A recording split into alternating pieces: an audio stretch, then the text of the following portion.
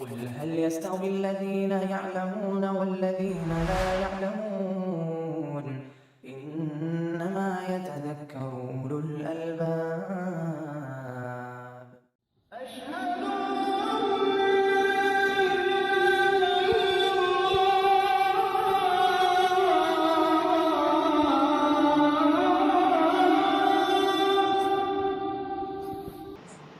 الحمد لله والصلاة والسلام على رسول الله وعلى آله وأصحابه ومن اهتدى بهداه أما بعد فأعوذ بالله من الشيطان الرجيم وقل الحمد لله الذي لم يتخذ ولدا ولم يكن له شريك في الملك ولم يكن له شريك في الملك ولم يكن له ولي من الذل وكبره تكبيرا۔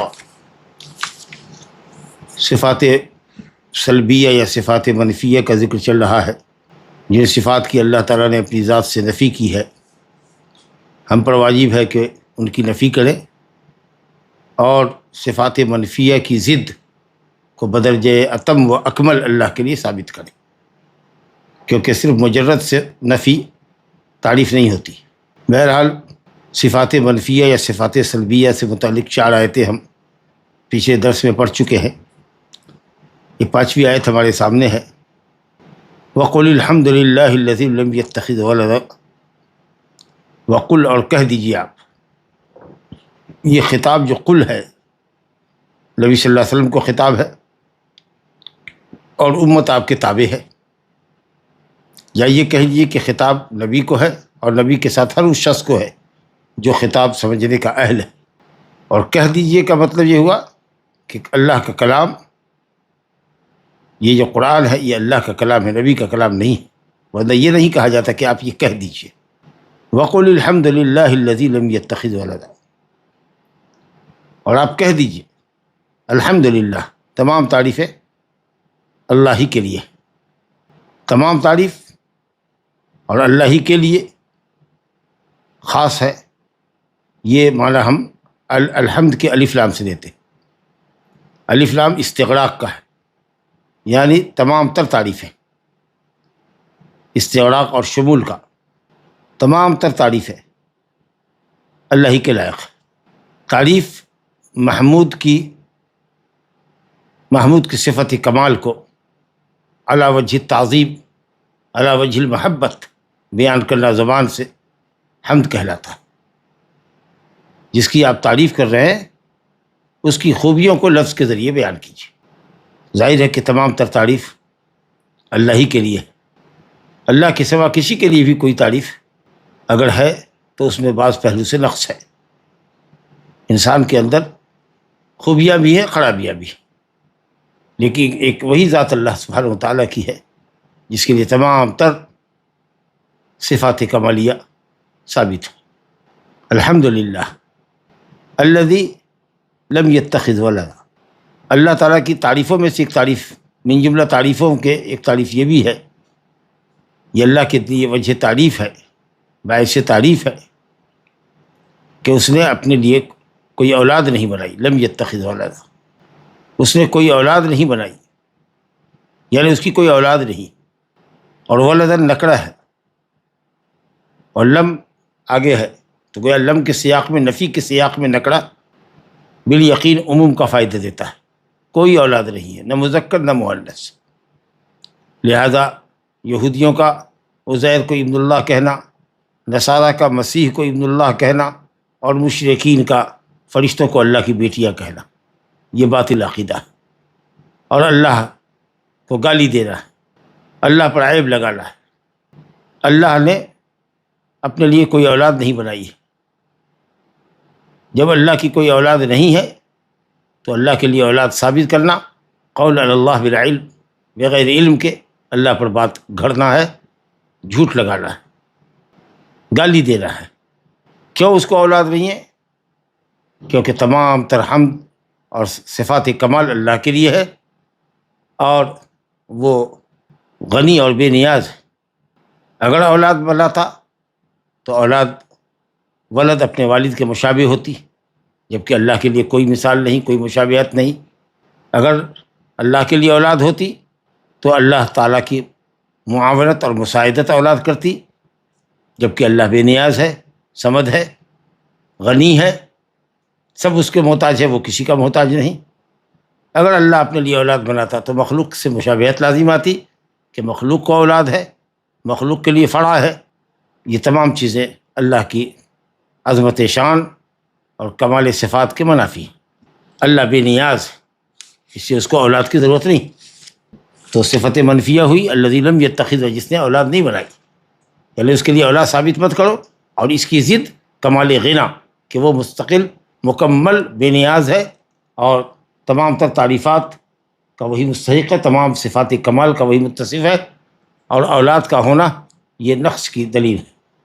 انسان ناقص ہے، کمزور ہے، اس سے اس کو اولاد کی ضرورت ہوتی ہے تاکہ وہ بڑھاپے کا سہارا ہو ماں باپ کے لیے۔ اللہ رب العالمین سدا بہار ہے، ایور گرین ہے، بے نیاز ہے۔ اللہ الصمد، سب اس کے محتاج ہے، وہ بے نیاز ہے۔ آگے فرمایا وَلَمْ يَكُنْ لَهُ شَرِيكٌ فِي الْمُلْكِ، ملک میں اللہ کی ملکیت میں، اللہ کے ملک میں، اللہ کی سلطنت میں جو آسمانوں اور زمینوں پر ہے، وہ کائنات کے ذرے ذرے پر اللہ کی ملکیت ہے، وہ سب اسی کی سلطنت ہے، اس میں کوئی بھی اس کا شریک نہیں ہے، کوئی بھی اس کا پارٹنر نہیں۔ وہ بلا شرکت غیر کائنات میں حکمرانی کر رہا ہے۔ تو یہاں بھی اللہ رب العالمین نے شریک کی نفی کی ہے، نہ خلق میں کوئی شریک رہا، نہ حکم میں، نہ اللہ کے سوا کوئی خالق ہے، نہ اللہ کے سوا کوئی رازق ہے، نہ کوئی اللہ کے سوا مالک ہے، نہ کوئی مدبر ہے، اس لیے کہ وہ بے نیاز ہے، اس لیے کہ وہ تمام صفات کمال سے متصف ہے۔ یہ بھی صفت منفیہ ہوئی۔ وَلَمْ يَكُنْ لَهُ وَلِيٌّ مِّنَ الذُّلِّ، اور اس کا کوئی ولی بھی نہیں ہے۔ من الذل من تعلیلیہ ہے، عجز کی وجہ سے، عجز کی وجہ سے، عجز اور ناتوانی کی وجہ سے اس نے کوئی اپنا کسی کو ولی اور مددگار بھی نہیں بنایا ہے۔ اللہ اکبر، ولی مانے دوست۔ اللہ تعالیٰ عزیز ہے، غالب و مقتدر ہے، وہ کمزور اور ناتوا نہیں ہے، وہ عاجز نہیں ہے کہ کوئی اس کا پارٹنر ہو، کوئی اس کا مشیر ہو، کوئی اس کا وزیر ہو، کوئی اس کا مددگار ہو۔ ایسا نہیں ہے کہ اللہ کے لیے اللہ نے کسی کو ولی نہیں بنایا۔ مومنین متقین اللہ کے ولی ہیں۔ الا ان اولیاء اللہ لا خوف علیہم ولا هم يحزنون، اللہ کے ولیوں کو کوئی حزن و ملال نہیں، کوئی خوف نہیں۔ خوف کا تعلق مستقبل سے، حزن کا تعلق ماضی سے۔ کون ہے اللہ کے اولیاء؟ الذین آمنوا وکانوا یتقون، جو مومن ہے اور متقی۔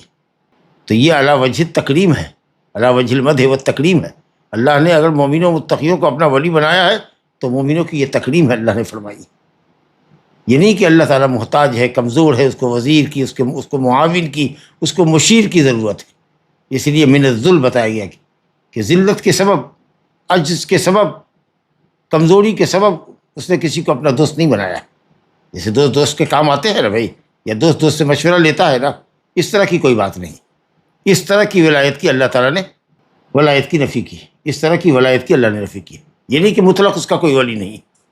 من عاد لی ولی فقط آذنتہ بالحرب، جس نے میرے ولی سے عداوت کی، میں اس کو چیلنج کرتا ہوں کہ مجھ سے جنگ کرنے کے لیے تیار ہو جائے۔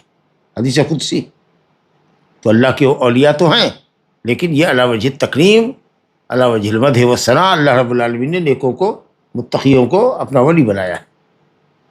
اس کا کوئی ولی نہیں ہے کمزوری کے باعث، عجز کے سبب، ناتوانی کے سبب، کہ وہ کمزور ہے، ناتواں ہے، عاجز ہے، اس لیے اس کا کوئی ولی ہو۔ اللہ نے اس طرح کی ولایت کی نفی کی۔ تو آپ نے دیکھا اولاد کی نفی کی، ملک میں کوئی اس کا شریک اور پارٹنر نہیں ہے، اور کوئی اس کا ولی نہیں ہے، عجز اور کمزوری کے باعث۔ تین صفات منفیہ کا ذکر ہوا۔ اور آگے اللہ رب العالمین نے فرمایا وَكَبِّرْهُ تَكْبِيرًا، خوب اللہ تعالیٰ کی کبریائی، عظمت اور بڑائی بیان کرو۔ اللہ اکبر۔ نبی کریم صلی اللہ علیہ وسلم نمازوں میں دیکھ لیجیے کس قدر تکبیرات ہیں۔ 11 مرتبہ تکبیر 2 رکعت میں پڑھتے ہیں ہم لوگ، اور 17 تکبیرات کہتے ہیں، 2 رکعت میں 11 تکبیرات کہتے ہیں، وہ 3 رکعت میں 17 تکبیرات، اور 4 رکعت والی نماز میں 22 تکبیرات کہتے ہیں۔ اس کے علاوہ بھی ذکر و اذکار کے اندر سبحان اللہ والحمد للہ، سبحان اللہ والحمد للہ واللہ اکبر 33 مرتبہ۔ اور ایسے بھی نبی کریم صلی اللہ علیہ وسلم دوران سفر کسی اونچی جگہ پر چڑھتے، بلندی پر چڑھتے تو اللہ اکبر کہتے، پستی میں اترتے، نشیب میں اترتے، ڈاؤن میں اترتے تو آپ سبحان اللہ کہتے کہ اللہ پستی سے پاک ہے، وہ ہر پستی سے بالاتر ہے اور ہر بلندی سے بلند ہے۔ اللہ اکبر۔ تو کثرت سے اللہ رب العالمین کی تکبیر بیان کر۔ تو آپ نے ملاحظہ کیا کہ اس آیت میں اللہ رب العالمین نے اپنے نبی کو حمد کا حکم دیا، وقل الحمد للہ، کہیے کہ الحمد للہ، کیونکہ وہی مستحق حمد ہے، اس لیے کہ وہ صفات کمال سے متصف ہے۔ اس لیے ہم لوگوں کو بکثرت اللہ کی تکبیر بیان کرنی چاہیے۔ اللہ سبحانہ و تعالیٰ کو اولاد سے پاک سمجھتا ہے، اس کے لیے کوئی اولاد نہیں، یہ اس کی صمدیت اور اس کی بے نیازی کی دلیل ہے۔ ہر شے کائنات کی اس کی غلام ہے، لہذا اولاد کا اللہ کے لیے ثابت کرنا یہ اس کی صمدیت، اس کی بے نیازی اور تمام اشیاء کی جو مملوکیت ہے اس کے منافی ہے۔ اسے اللہ تعالیٰ نے کہا قالوا اتخذ اللہ ولدا سبحانہ هو الغنی، اس کو اولاد کی کیا ضرورت ہے، وہ تو بے نیاز ہے، اولاد کی ضرورت تو محتاج کو ہوتی ہے، اور تمام چیز تو اسی کے تابع فرمان ہے، لہو ما فی السماوات والارض، سب تو اسی کے تابع فرمان ہے، سب تو اسی کا غلام ہے جو کہ زمین میں ہے اور آسمان میں۔ اللہ رب العالمین نے اپنے لیے شرک کی نفی کی، وہ اکیلا رب ہے، کائنات میں خالق ہے، مالک ہے، رازق ہے، مدبر ہے، اور اسی طریقہ سے وہ معبود ہونے کی حیثیت سے بھی اکیلا ہے، اور صفات کمال میں بھی اپنے تمام اسماء حسنہ اور صفات علیٰ میں وہ اکیلا ہے اور شراکت سے بے نیاز ہے، کوئی اس کا ولی نہیں ہے۔ عجز کی وجہ سے اللہ نے اگر کسی کو ولی بنایا ہے تو ایمان و تقویٰ کی بنیاد پر ازراہ کرامت، ازراہ عزت اس کو ولی بنایا ہے، نہ یہ کہ وہ اس کو ولی کا، اس مشیر کا، یا اس کو کسی مشیر کی اور وزیر کی ضرورت ہے۔ چلیے صاحب، چھٹی آیت، یسبح للہ ما فی السماوات وما فی الارض لہ الملک ولہ الحمد وہو علی کل شیء قدیر۔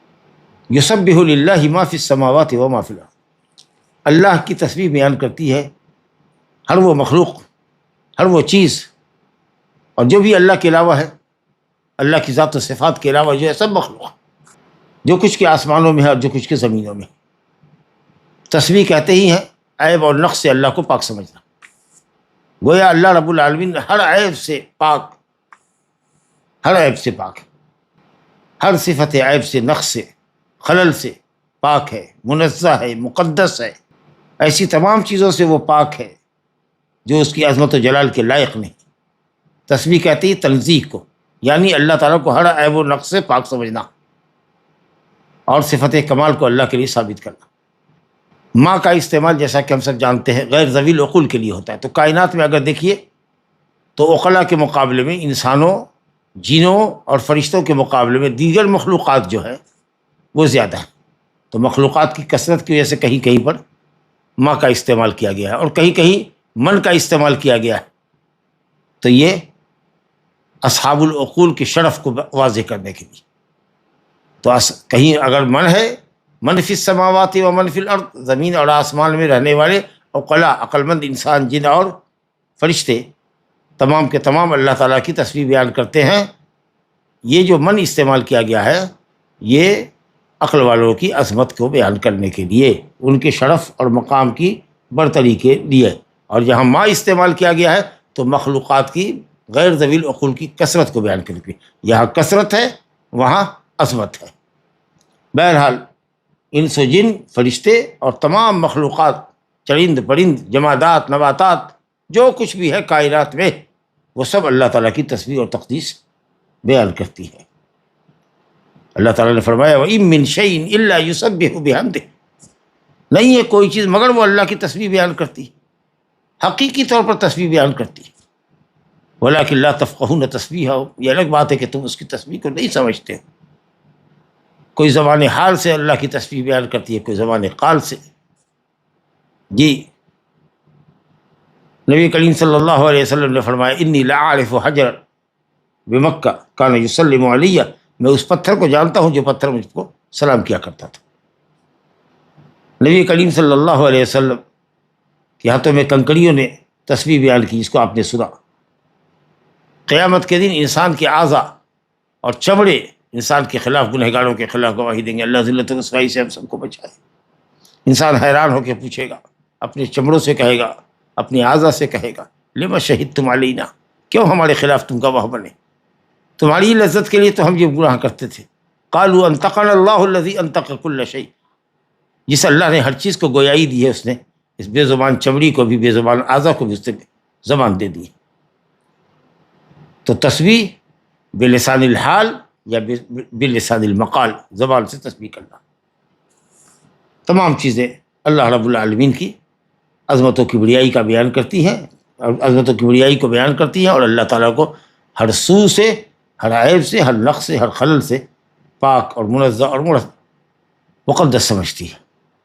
تو یہ تسبیح بیان کرنا، عیب سے نفی کرنا اللہ تعالیٰ کی، اللہ تعالیٰ کو ہر عیب سے پاک سمجھنا، یہ بھی صفت منفیہ ہوئی۔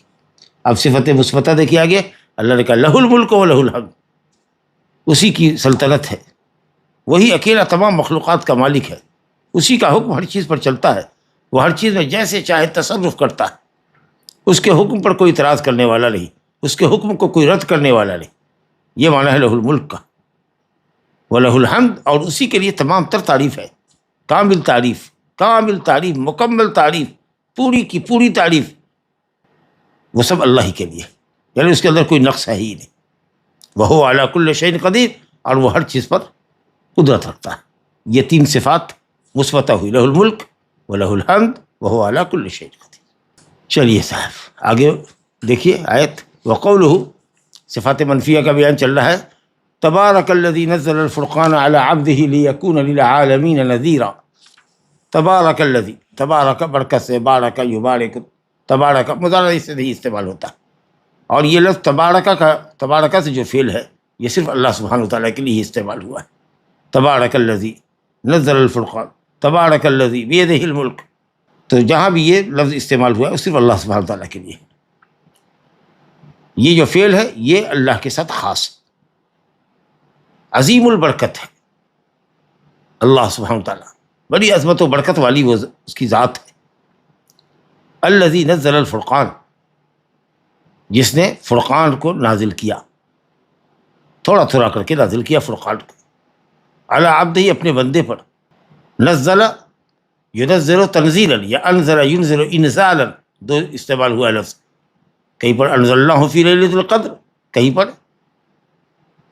نزل الفرقان، بتدریج نازل کیا ہے، اور کبھی ایک یکبارگی نازل کیا ہے، تو لوح محفوظ سے سمائے دنیا پر یکبارگی نازل کیا، اور پھر وہاں سے بقدر حاجت اور ضرورت، کبھی پوری صورت، کبھی آدھی صورت، کبھی ایک آیت، کبھی آیت کا ٹکڑا، حسب ضرورت اللہ تعالیٰ نازل کرتا رہا۔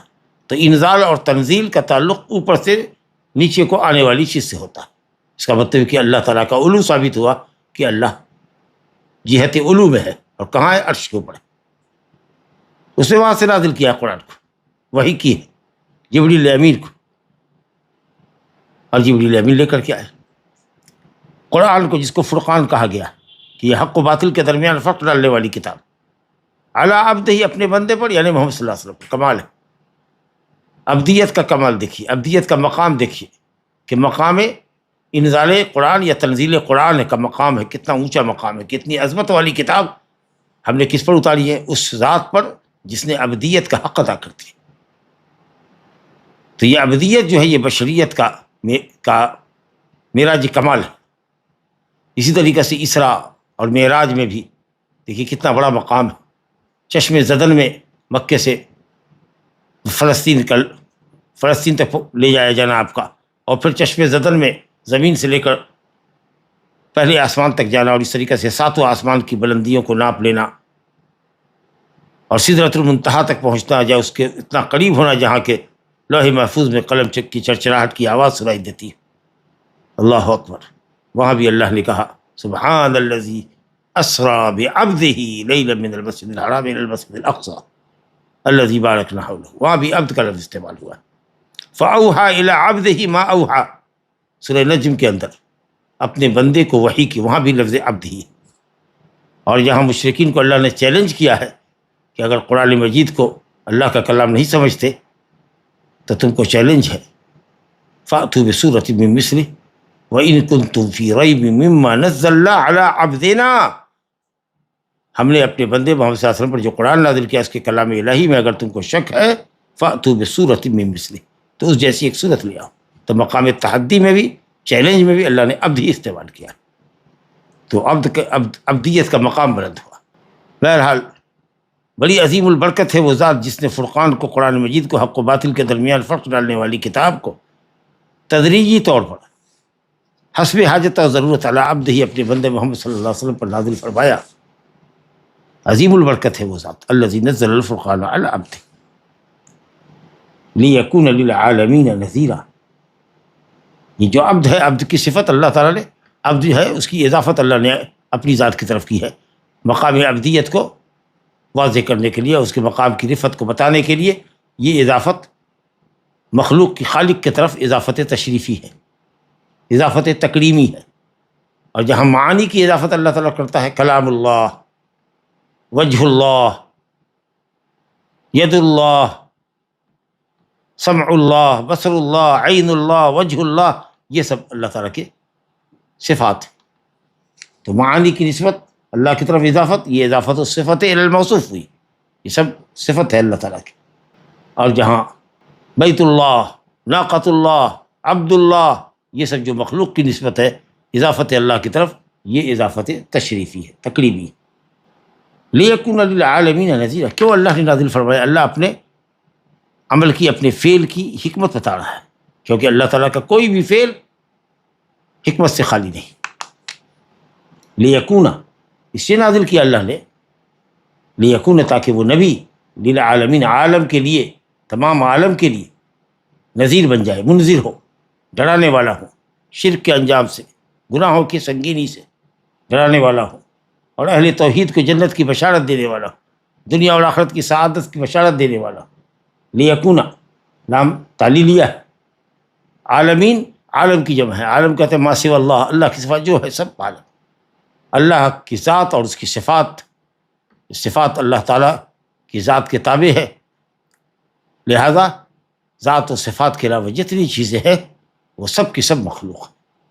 عرش، کرسی، انسان، انسان کے اعمال، فرشتے، جو کچھ بھی کائنات میں ہے، ما سوی اللہ، اللہ کی صفات جو بھی کچھ ہے وہ سب مخلوق.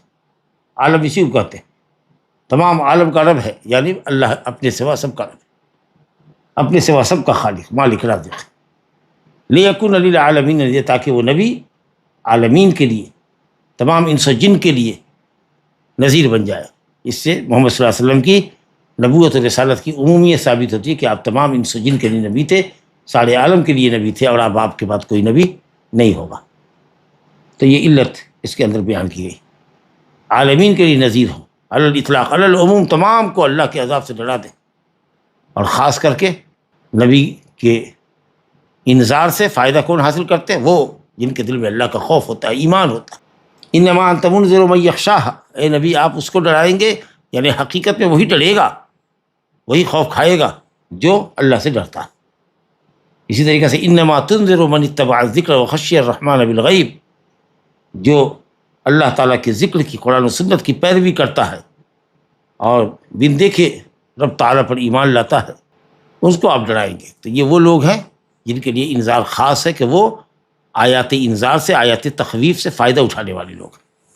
تو انذار خاص بھی ہوتا ہے جو مومنین کے لیے ہوتا ہے، اور انذار عام ہے جو تمام کے لیے ہے. جہاں تک یہ اس کی تعلیم پہنچی ہے قرآن کی، وہ سب پر حجت قائم اللہ نے کر دی. چلیے صاحب، لیکن للعالمین نذیرا، لام تعلیلیہ ہے، گویا کہ اللہ تعالیٰ کوئی بھی فعل علت اور حکمت سے خالی نہیں ہوتا. لا الہ الا اللہ. الذی لہ ملک السماوات والارض، یہ دوسری آیت ہے اسی کے اندر.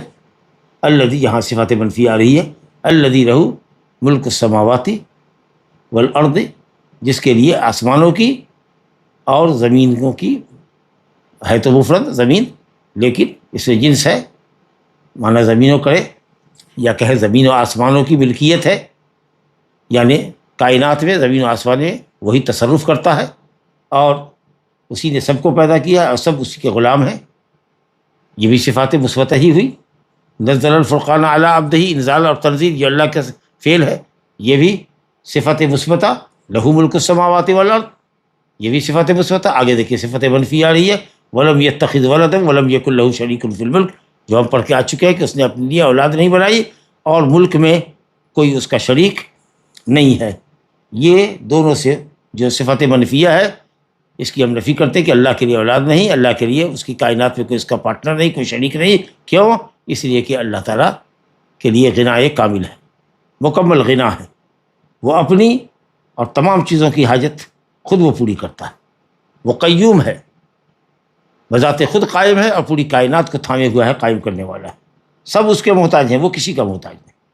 وخلق کل شیء فقدرہ تقدیرا، اور اسی نے ہر چیز کو پیدا کیا جو مخلوق ہے، ہر مخلوق کو پیدا کیا، ہر مخلوق کو پیدا کیا جو مخلوق ہے۔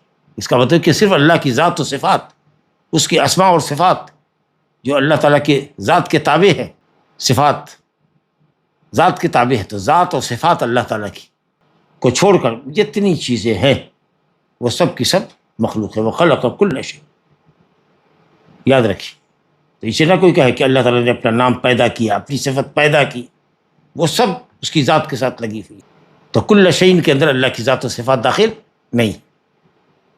پہلے بھی بات آ چکی ہے کہ لفظ کل موقع اور مناسبت کے اعتبار سے استعمال کیا جاتا ہے، اکثریت کے لیے بولا جاتا ہے، جیسے وَأُوتِيَتْ مِنْ كُلِّ شَيْءٍ، ملکہ سبا کے لیے کہا گیا کہ اسے ہر چیز دی گئی تھی، یعنی وہ بہت بڑی بادشاہ تھی، ہر چیز اس کی حکومت میں موجود تھی۔ ظاہر ہے کہ ہر چیز نہیں ہو سکتی، تو اللہ تعالیٰ اپنی صفات کے ساتھ خالق ہے، ذات و صفات کے ساتھ، اور باقی سب اس کی مخلوق ہے۔ وخلق کل شیء، اب قرآن جو ہے اللہ تعالیٰ کا کلام ہے، اور کلام اللہ تعالیٰ کی صفت ہے، اس لیے کلام اللہ غیر مخلوق۔ اسی لیے نبی صلی اللہ علیہ وسلم نے دعا سکھائی کہ جب کوئی کسی منزل میں اترے تو کہے اعوذ بکلمات اللہ التامات من شر ما خلق، مخلوق کے شر سے، جس مخلوق میں اللہ نے شر پیدا کیا ہے، جس مخلوق میں بھی اللہ نے شر پیدا کیا اس کے شر سے میں اللہ کی پناہ چاہتا ہوں، اس کے کلمات تامات کے ذریعے، جس میں کوئی نقص اور خلل نہیں، جبکہ ہم جانتے ہیں کہ استعاذہ بالمخلوق شرک ہے۔ اس کا مطلب یہ ہوا کہ کلمات اللہ التامات، اللہ تعالیٰ کے مکمل کلمے، پاکیزہ کلمات، آیات قرآنیہ اور تسبیحات و تحلیلات، یہ سب مخلوق نہیں، اللہ کی صفات۔ لا الہ الا اللہ۔ وخلق کل شیء، اس نے ہر چیز کو پیدا کیا، فقدرہ تقدیرا، اور اس کو بہترین انداز میں بنایا، خلق فسوی، تسویۃ الخلق، نہایت عمدگی کے ساتھ پیدا فرمایا۔ جس چیز کو بھی پیدا کیا اس سے اچھے کے کوئی تصور نہیں ہو سکتا تھا۔ فقدرہ تقدیرا، بہترین انداز پہ بنایا، یا پھر قدرہ تقدیرا کا ہوتا ہے کہ سب کی تقدیر لکھی۔ ایمان بالقضاء اور قدر کی دلیل ہے، جو اللہ تعالیٰ کے علم سابق میں ہے، اللہ کے علم میں بات پہلے آ گئی کہ کب کیا ہوگا، اس کے پاس ازل سے لے کر ابد تک کا علم ہے، پھر اس نے اپنے علم کو تحریر کر دیا لوح محفوظ میں، جیسا کہ حدیث ہے، مسلم میں اور بخاری میں حدیث ہے، کان اللہ ولم یکن شیء وکان عرشہ علی الماء وکتب فی الذکر کل شیء وخلق السماوات والارض، یا مسلم میں عبداللہ بن عمر بن عاص کی روایت ہے، قدر اللہ مقادیر الخلائق، مخلوق کی تقدیریں اللہ نے لکھی قبل ان یخلق السماوات والارض ب50,000 سنہ، زمین و آسمان کی تخلیق سے 50,000 سال پہلے، وکان عرشہ علی الماء۔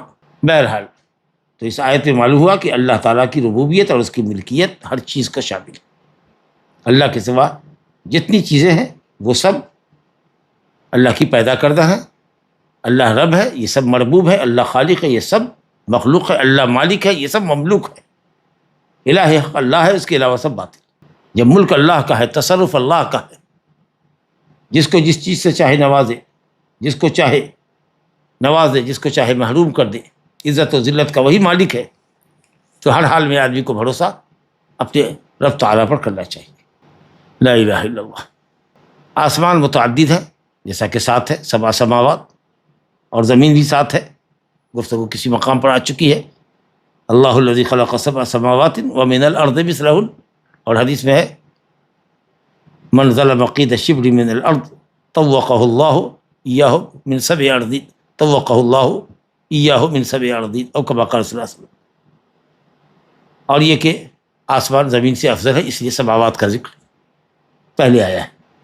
اچھا، اللہ رب العالمین نے اپنے لیے اولاد نہیں بنائی، کیوں؟ اس لیے کہ اولاد بنانے سے مخلوق کی مشابہت ہوتی ہے، یہ پہلے بھی بات آ گئی۔ اور یہ کہ یہود نصارہ مشرکین سب پر رد ہے، اللہ نے ہر چیز کو پیدا کیا، انسان کو بھی پیدا کیا، اس کے افعال کو بھی پیدا کیا، واللہ خلقکم وما تعملون، اللہ نے تم کو پیدا کیا، تمہارے عمل کو پیدا کیا۔ لہذا قدریہ کا، منکرین قدر کا یہ کہہ رہا کہ انسان اپنے عمل کا خود خالق ہے، جس کو کہا گیا ہے کہ یہ اس امت کے مجوس ہے، جو مجوس آتش پرست کہتے تھے کہ خیر کا خالق کوئی اور ہے اور شر کا خالق کوئی اور ہے، تو ان لوگوں پر رد ہے۔ لا الہ الا اللہ۔ چلیے صاحب ایک آیت اور دیکھیے، مَتَّخَذَ اللَّهُ مِن وَلَدٍ وَمَا كَانَ مَعَهُ مِنْ إِلَٰهٍ إِذًا لَذَهَبَ كُلُّ إِلَٰهٍ بِمَا خَلَقَ وَلَعَلَىٰ بَعْضُهُمْ عَلَىٰ بَعْضٍ۔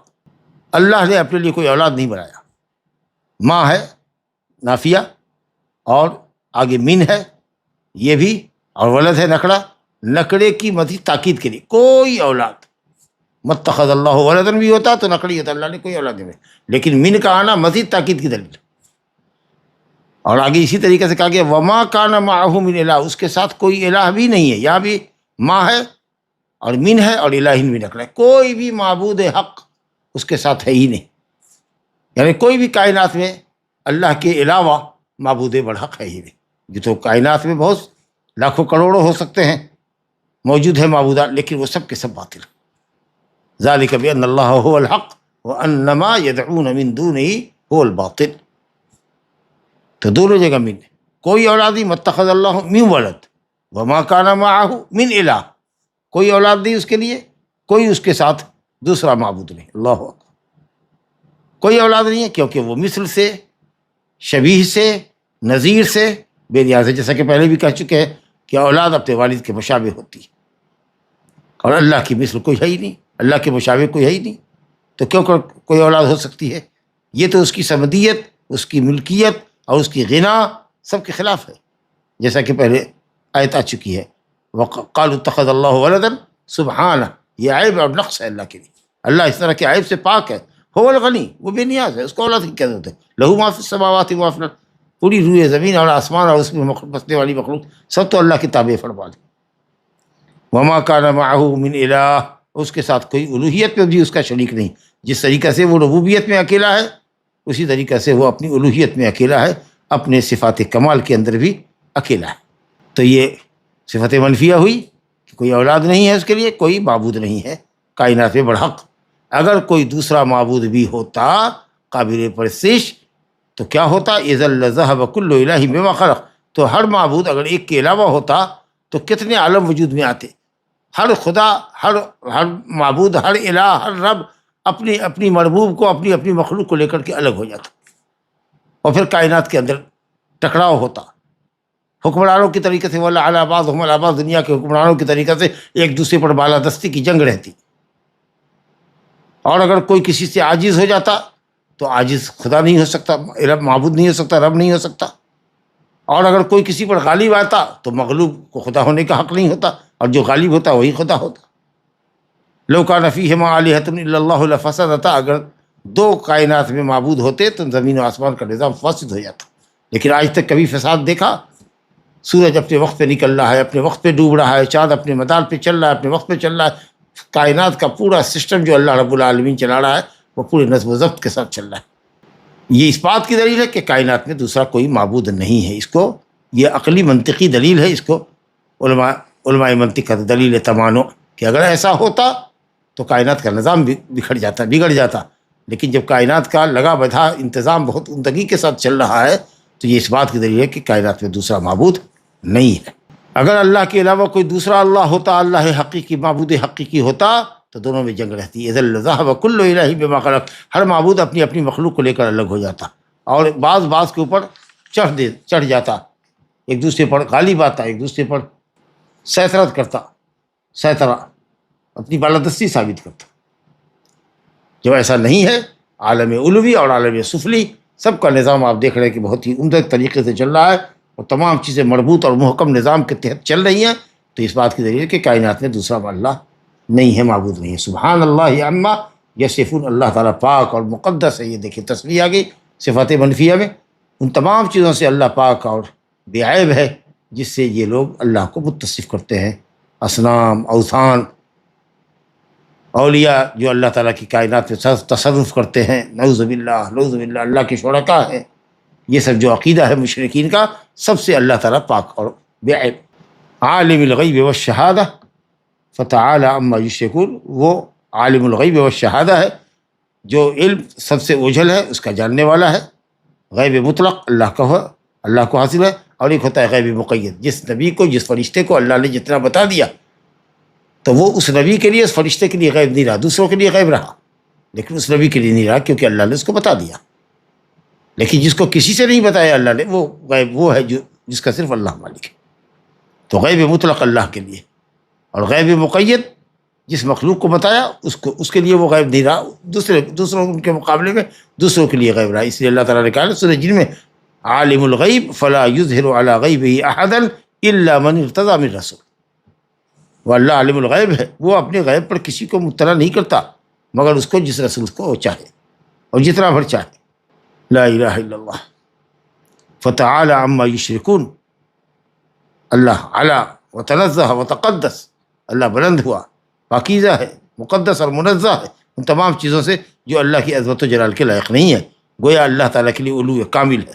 ہم کئی مرتبہ پڑھ چکے ہیں کہ اللہ تعالیٰ کے لیے علو قاہر ہے، یعنی وہ ہر چیز کے اوپر بلند ہے، ہر چیز پر غالب ہے، ہر چیز پر قادر ہے، ہر چیز پہ تصرف کرنے والا ہے. یہ ہوا علو قہر، کہ اللہ تعالیٰ ہر چیز پر بلند ہے، ہر چیز پر قادر ہے، ہر چیز پہ تصرف کرنے والا ہے. علو قدر، اللہ تعالیٰ اتنا بلند و بالا ہے کہ اس کا کوئی نظیر نہیں، اس کا کوئی مثیل نہیں. وہ تمام عیوب اور نقائص سے پاک ہے، سبحانہ عما یشرکون. اور اللہ کی ذات علو ہے، علو ذات، یعنی اللہ تعالیٰ تمام مخلوقات کے اوپر ہے، عرش کے اوپر.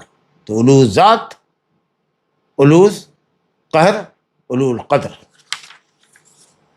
مقام اور مرتبے کے اعتبار سے کہ اس کا کوئی مثیل و کوئی نظیر نہیں، اور علو القہر کا مطلب کہ تمام چیز اس کے تصرف میں ہے، اس کے اقتدار میں، کوئی چیز اس کے تصرف سے باہر نہیں. چلیے صاحب ایک آیت اور دیکھ لیجیے، فلا تضربوا للہ الامثال. یہاں بھی اللہ رب العالمین نے مثالوں کی اللہ کے لیے مثال دینے سے منع فرمایا. واللہ یعلم وانتم لا تعلمون. اللہ جانتا ہے کہ کوئی مخلوق اس کی مثال نہیں ہو سکتی. کسی مخلوق سے تم اس کی مثال نہیں دے سکتے. خالق اور مخلوق میں کوئی مماثلت نہیں ہے. جو بھی کچھ مشابہت ہے تو ناموں کی ہے، صرف سمیع ہے لیکن هو السمیع لا کالسمیع. دوسرے سننے والوں کی طرح نہیں، بصیر ہے لیکن لا کالبصیر. اللہ کے لیے کوئی مثال مت بتاؤ. یہ نہ کہو کہ اس کے ہاتھ فلاں کی ہاتھ کی طرح، فلاں ہاتھ کی طرح، اس کا چہرہ فلاں کے چہرے کی طرح.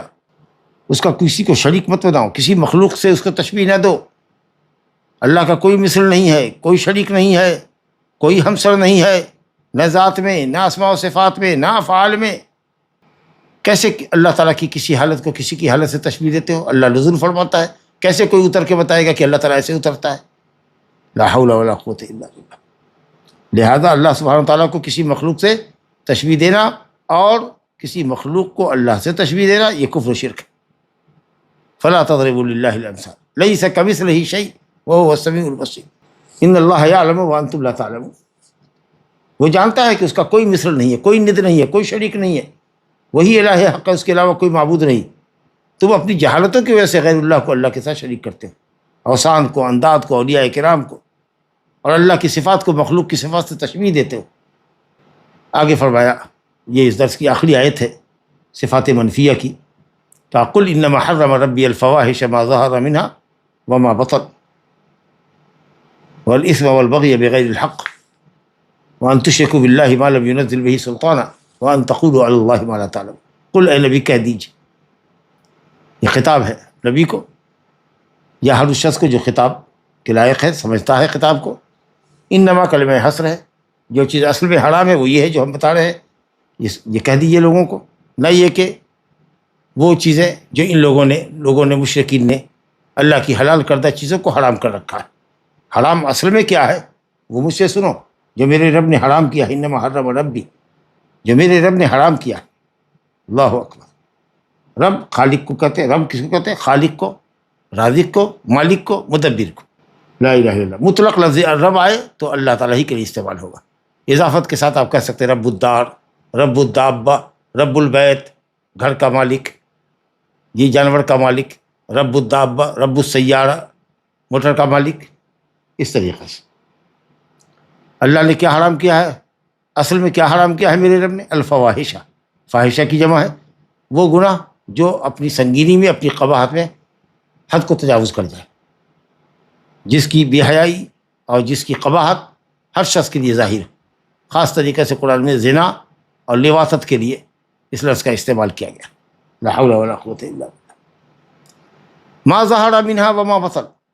بے حیائیہ کرنے والے کے اعتبار سے، اس کے فعل کے اعتبار سے ظاہر ہو یا باطن ہو. دکھا کے کرے بے حیائی کہ چھپ کے کرے، کہ رات کے سناٹے میں کرے. بے حیائی کا جو بھی عمل ہے جو ظاہراً و باہراً کیا جاتا ہو یا چھپ کر کے کیا جاتا ہے، سب کو اللہ نے حرام کیا ہے. والاسم والبغی بغیر الحق. اور اسم کو اور بغی کو عام طریقے سے دونوں ایک ساتھ استعمال ہوتے ہیں، لیکن اسم گناہ، عام گناہ، جھوٹ، چوری، چماری، جو بھی ہے حرام. اور بغی کے اندر تعدی ہوگا، بندوں کے لیے اس کا استعمال ہوگا، مخلوق کے حق پر تصرف کرنا اور دوسرے کا حق ہڑپ لینا. ولا تعاونوا علی الاثم والعدوان دونوں ایک ساتھ بھی بیان کیے جاتے ہیں، ورنہ اگر دونوں میں سے کوئی ایک بیان کیا جائے تو دوسرے کو شامل ہے. لیکن جب اسم اور بغی آئے، جیسے ولا تعاونوا علی الاثم والعدوان، تو گناہوں کے کام پر مت کرو اور کسی پر ظلم اور تعدی کرنے میں بھی کسی کا تعاون نہ کرو. بغیر الحق، جب بغی ہوگی تو وہ بغیر الحق ہوگی، ناحقی ہوگی. کوئی بغی، کوئی ظلم حق نہیں ہوتا. تب پھر یہ صفت کیوں لائے بغیر الحق کا؟ یہ بتانے کے لیے کہ بغی ناحقی ہوتی ہے. اس کو کہتے ہیں صفت کاشفہ. ایسی صفت جو موصوف کی حقیقت کو بتائے، یعنی بغی ہوتی ہی ہے بغیر حق. جی، ایسا نہیں کہ ناحق بغی بھی ہوتی ہے اور حق بغی بھی ہوتی ہے. ظلم ہے، ایسا نہیں ہے کہ ظلم حق ہو سکتا ہے اور ظلم ناحق ہو سکتا ہے، نہیں. تو یہ بغیر الحق جو ہے، یہ اس کو کہتے ہیں صفت کاشفہ، موصوف کی حقیقت کو واضح کرنے والا. تو بہرحال اللہ تعالیٰ نے فواحش کو حرام کیا، جو ظاہر ہیں جو باطن ہیں، گناہ کو اور ظلم کو جو ناحقی ہوتا ہے. اور وہ ان تشرکوا باللہ چوتھی چیز ہے. فواحش ایک ہوا، اور اسم اور بغی اگر اس کو دو مانے تو تین، یا ایک مان لے تو دو. وہ ان تشرکوا باللہ ما لم ينزل بہ سلطان. اور یہ کہ تم اللہ کے ساتھ کسی کو شریک کرو جس کی اللہ نے کوئی دلیل نہیں اتاری. اب یہ دیکھیے، کیا شرک کی بھی کوئی دلیل ہے؟ مطلب یہ کہنے کا کہ شرک وہ شے ہے جس کی کوئی دلیل ہی نہیں ہے، یہ بھی اصل چیز ہے، بالکل حرام ہے، ناجائز ہے. تو یہاں بھی ما لم ينزل بہ سلطان، جس کے لیے اللہ نے کوئی دلیل نہیں اتاری، یہ بھی صفت کاشفہ ہی ہے کہ شرک کی کوئی دلیل ہی نہیں ہوتی. جی، تو اللہ رب العالمین کے ساتھ شرک نہ کرو، یعنی جو اللہ کا حق ہے، خالص حق جو حق بندگی ہے بندوں پر، اس کو غیر اللہ کے لیے جائز نہ ٹھہراؤ. شرک اعظم الذنوب ہے، تمام گناہوں میں علی الاطلاق بڑا گناہ اور اجہل الجہل ہے، سب سے بڑی جہالت ہے اور سب سے بڑا ظلم ہے. ان الشرک لظلم عظیم. رسالہ فرمایا الا اخبرکم باکبر الکبائر، کبائر میں بھی اکبر ہے، اس سے سب سے بڑے کبائر، اس میں پہلے نمبر پر بتایا الاشراک باللہ. جی، تو کبیرہ ہوتا ہے، شرک اکبر ہوتا ہے کہ اللہ غیر اللہ کو اللہ کے برابر مانا جائے ان حقوق میں جو اللہ کے لیے خاص ہے. اور شرک اصغر ہوتا ہے جو شرک اکبر تک پہنچنے کا وسیلہ اور ذریعہ ہوتا ہے. اور ہم سب جانتے ہیں کہ شرک اکبر ناقابل معافی جرم ہے. ان اللہ لا یغفر ان یشرک بہ ویغفر ما دون ذلک لمن یشاء، جبکہ شرک اصغر اللہ کی مشیت کے تحت ہے. شرک اکبر تمام اعمال کو ضائع برباد کرنے والا ہے. وقدمنا الی ما عملوا من عمل فجعلناه هباء منثورا. مشرکین کے سارے عملوں کو اللہ تعالیٰ نے تنکوں کی مانند اڑا دیا. وَلَقَدْ أُوحِيَ إِلَيْكَ وَإِلَى الَّذِينَ مِن قَبْلِكَ لَئِنْ أَشْرَكْتَ لَيَحْبَطَنَّ عَمَلُكَ. کہ اگر آپ نے بھی شرک کیا ہے نبی، بفرض محال اگر مان لیا جائے کہ اگر آپ نے بھی شرک کیا تو ضرور بھی ضرور آپ کے عمل ضائع اور برباد ہو جائے گی. جی، شرک اکبر سے آدمی ملت اسلام سے خالی ہو جاتا ہے، جبکہ شرک اصغر سے نہیں. مشرک شرک اکبر اگر شرک اکبر پر پڑتا ہے خالداً مخلداً فی النار ہے، جبکہ شرک اصغر کا یہ معاملہ نہیں ہے. چلیے صاحب، یہ سب تفصیلات آپ جانتے ہیں، ازراہ تذکیر میں نے اعادہ کر دیا. لیکن شرک کی کوئی دلیل ما لم ينزل بہ سلطان، اسی طرح سے صفت کاشفہ ہی. اور آخری بات وَأَن تَقُولُوا عَلَى اللَّهِ مَا لَا تَعْلَمُونَ، اور یہ کہ تم اللہ پر وہ بات کہو جو تم نہیں جانتے، یعنی بلا علم کے اللہ پر کوئی بات گھڑنا، اللہ کی طرف کسی بات کی نسبت کرنا جو صفت اللہ کی نہیں ہے، اس صفت کو اللہ کے لیے ثابت کرنا۔ اللہ نے اپنے لیے ید ثابت کیا، یدان کہا ہے، آپ اس کو ثابت نہیں کرتے، کہتے ہیں یدان سے مراد نعمتان ہے، قدرتان ہے۔ تو اس طریقے سے جو معنی آپ بدل رہے ہیں یہ اللہ پر قول اللہ بلا حق ہے۔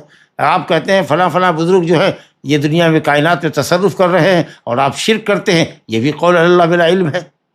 جتنی بدعات ہیں شریعت میں ان کی کوئی دلیل نہیں ہے، آپ کٹ حجتی کر رہے ہیں، یہ بھی اللہ رسول کے اوپر آپ قول اللہ بلا علم ہے۔ تو اس لیے امام ابن القیم نے کہا کہ اللہ نے گناہوں کا ذکر کیا، سب حرام گناہ ہیں، لیکن بتدریج بیان کیا، پہلے ہلکا آسان، اس کے اوپر اس سے بڑا، اور اس کے بعد شرک، اور اس کے بعد سب سے بڑا وَأَن تَقُولُوا عَلَى اللَّهِ مَا لَا تَعْلَمُونَ۔ اس کے اندر وہ تمام باتیں آ جاتی ہیں، شرک وغیرہ، بدعات وغیرہ، سب کی سب چیزیں اس کے اندر داخل ہو جاتی ہے۔ اللہ کے اوپر بلا علم کے کہنا یہ کہ اللہ تعالیٰ کی شرکاء اور پارٹنر ہیں، اس کی کیا دلیل ہے کہ آپ بندگی کر رہے ہیں؟ کائنات میں تصرف کا حق اولیاء کرام کو دے رکھا ہے، اللہ کے اسماء و صفات میں اضافہ و کمی کرتے ہیں، تعویلات کرتے ہیں، اللہ کے افعال میں، اس کی شریعت میں اضافہ کرتے ہیں، یہ ساری کچھ چیزیں قول اللہ کے اندر داخل ہے۔ ھذا وباللہ التوفیق وصلی اللہ علی نبینا محمد وعلی آلہ وصحبہ اجمعین۔